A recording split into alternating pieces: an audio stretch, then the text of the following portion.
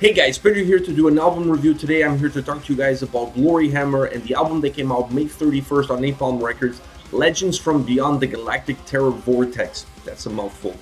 The album has 10 tracks and it's 49 minutes in length, and this is the band's third full-length studio album, and the saga continues with more unicorns, more space battles, more glory hammers, and more shenanigans in space, if you will. First of all, I want to apologize for doing this album review a little bit late, but this album got into my hands slightly later than what I was expecting. But the moment that it did, I mean, I'm a huge fan of Gloryhammer, so I'm not going to miss a chance to check out the record and obviously do a review and at least share my thoughts with you on how I felt about this record. Like I said, the third full-length studio album. The album starts off with an intro, and the more I listen to concept records, the more I feel that you really need a good solid intro as part of your record in order to set the table, set the mood, get the story flowing. This album does that, and I really like it. And like I said, the more and more I listen to concept records, the more and more I feel like this is really an important piece of that concept, the intro. These guys did it on this record. I really like that. It really helps set the storyline. It engages the listener as far as the record is concerned. Gloryhammer on this album delivers another amazing record. I mean, it's full of hooks, great choruses, really catchy, easy to sing along, very melodic, very symphonic, but still with great, amazing guitar solos throughout the record, keyboard solos. This album really has it all. I really feel like Gloryhammer is really moving beyond the shadows of a lot of other symphonic power metal bands or even power metal bands, and they're really gaining a foothold in the genre and really taking a step forward to really being a band that's not going to be one of those bands that's just in the shadows. That they really have a lot of talent. They're a talented bunch. And this record to me is one of those that really opens up the curtains and lets the world know that this is a band that can definitely headline tours, that this is a band that has a lot of talent, and that this is a band that is really growing in popularity. And that popularity is growing because the quality of the records, the quality of the sound is really amazing record to record to record. This one is no different. This one is a really well put together, well balanced sounding record with great orchestrations, unicorn stories. Who doesn't love that? Great melodies, like I said, great choruses. I really love the work that they do with the synthesizer. Normally, sometimes I shy away a little bit from that, but to me, if you're a band that relies heavily on a synthesizer, you have to have a synthesizer player on the band. These guys do that. There's some bands out there that don't, and they just rely on computer tracks and that kind of stuff to fill in the gaps.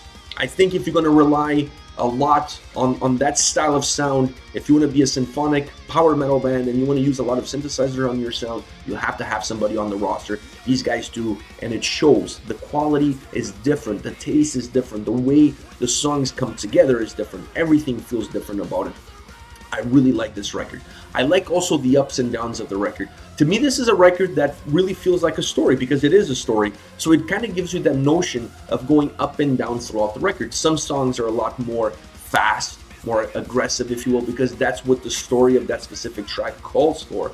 Some songs are a little bit more methodic with more slower periods to it because that's what that story needs. So the album is really full of up and downs, because that's how the stories go. Nothing is linear. If you're watching a movie, even if it's an action movie, there's going to be certain slower moments of that movie. And I kind of compare power metal concept record, if you will, with an action flick, because it's really action-packed from the beginning to the end. But even in those, you still get some more anticlimactic moments, if you will, for lack of a better word. And this record is no different. It really has those nuances that comes with a storytelling aspect, so you get that up and down feeling. And they really match the dynamic of the story. So the song is really the musical interpretation of what the lyrics are giving you. So you really feel like you're getting an audiobook. You really feel that cinematic vibe. And then when you have the power metal symphonic component, it really comes to the forefront with that cinematic feel. And Gloryhammer on this album really does it well and does it in spades. And I really feel like you get that from every single track on the record. Now, as far as songs are concerned, I mean, you guys already heard the album. I'm not going to talk about the singles. So I try to pick 3 songs outside of the singles that felt important to me, that felt that they had something to give to this record. I'm going to start with Masters of the Galaxy, a song that totally could be the intro track of an 80s cartoon series like He-Man or G.I. Joe, Thundercat, something along those lines. This song kind of feels like your prototypical intro song. Has a great riff, great synth melody. The two of them actually really pair up well together, and they really carry the song forward. It has a great tempo, great melody. The guitars have enough bite in it. They're not super heavy, but they're also not really just there to be there. The guitars really carry a bite in this song, and they're able to balance that with all the melody that comes around it. It all leads into a great chorus. A chorus that's hooky, that's melodic, that has all the Gloryhammer components, and it has all the power metal components. The vocals on this track really add a little bit of a mood and atmosphere. I really feel that about this song. The way the vocals come at you, the way that there's little nuances, little changes to the vocal delivery on this track that really adds to the storytelling and adds to the overall mood that this song has. The solo on this track is my favorite solo on the album. There's a lot of great solos on this record, but this is the one that I really gravitated towards. I really like the sound of it. I like the melody. I like how it stretches out. It's perhaps one of the little bit longer ones, and I really like that. I really felt that it added something to the song. It added this bright light to the overall feel of the track.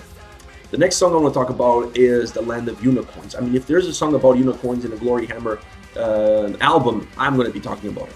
So this one is another one that I feel that really gives something different to the record. The orchestration on this track really gives the song a feel of a Western. If you really pay attention to this song, I don't think that's by accident. You have a song that talks about unicorns, which doesn't go that far from a feel of a Western. If you think about horses, unicorns, there's a lot of commonalities there. So to me, listening to this song, I really felt that the song was designed almost to sound like a John Wayne movie soundtrack. It had that Western, not over the top, not very predominant. It's not really something that you notice the first moment you listen to the song, but the more you listen to it, the more you realize that in certain key moments of the song, it really sounds like a soundtrack to a Western movie.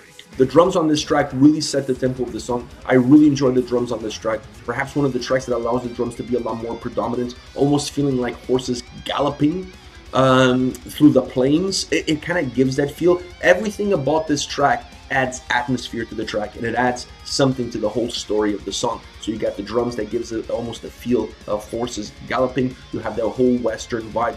All of these different components to me really add atmosphere to a track. And when you think about symphonic power metal, you not necessarily think about atmosphere, but this track has a lot of that. It has a lot of those really key ingredients, small ingredients that really add something to the song. The guitar solo falls in line with the overall melody of the song. So this is not a guitar solo and it's followed by a keyboard solo. This is not a guitar solo that goes completely over the top, that has this almost 80s Judas Priest vibe to it. That's not the case. It's almost a guitar solo that incorporates the same melody that the riff has during the song, and it just ever slightly changes it, just very slightly, so you still feel like you're getting an extended guitar riff versus a solo. I really like that. It also added to that song that has that sort of vibe. For a song that has this kind of Western feel to it, you really don't need this over elaborated guitar solo. This to me, a little bit more underdone, a little bit more calm and collective way of approaching the solo for this track. I really liked it. Last but not least, Battle for Eternity, a great symphonic power metal track. Really is. From the first note to the last note, a song that has a little bit of an 80s vibe. I really felt listening to this track, there was a little bit of an old school heavy metal sound to it, but there was also a little bit of 80s pop vibe to it, almost even, I was going to say dance disco. There's a little bit of that in terms of how the melodies are put together, in terms of how the synthesizers work on this track. I really feel that listening to this song, a song that all of those symphonic elements really give the song a big push. It really moves the song forward. They use the synthesizer in this song not only for melody but also for a little bit of dramatic effects. I feel it's a nice touch. I really felt that as they're telling you the story through the lyrics, they use the synthesizer obviously for melody, but they also use it to give little nuances, almost like highlighting what the lyrics are telling you, and I really like that. It really allows the lyrics to come to life. The keyboard and guitar solo back to back is really cool as well. They do a lot of that, and I really enjoy that. It really adds a different vibe and a different atmosphere to that track. All right, guys, this is Gloryhammer, Legends from Beyond the Galactic Terrorvortex. Let me know your thoughts on the album. It's been out for 2 weeks now. They've been touring in North America. Let me know your thoughts on the band, the album, your favorite songs. I want to hear what are your favorite songs and why are they your favorite songs. Use the comment section below. I'll be reading those and getting back to you. Take care, guys.